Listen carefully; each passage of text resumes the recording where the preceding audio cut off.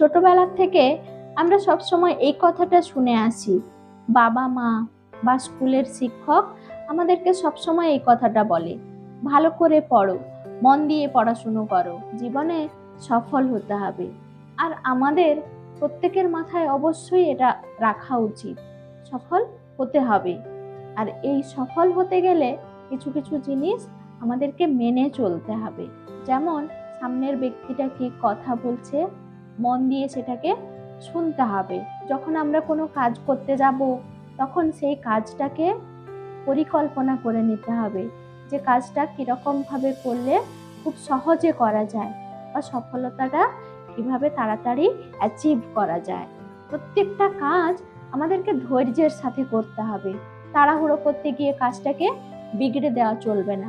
ধৈর্যের সাথে সুন্দর করে কাজটাকে শেষ করতে হবে। সামাজিক যে নেটওয়ার্ক, সেটাকে মজবুত করতে হবে। সব থেকে বড় জিনিস, নিজের প্রতি বিশ্বাস রাখতে হবে। বিশ্বাস নিয়ে কাজটাকে করতে হবে, তাহলে দেখবে সফলতাটা অবশ্যই অ্যাচিভ করতে পারবে। শেখার ইচ্ছে বাড়াতে হবে, সময়ের মূল্য দিতে হবে, আর সব থেকে বড় জিনিস, নিজেকে ফিট আর অ্যাক্টিভ রাখতে হবে।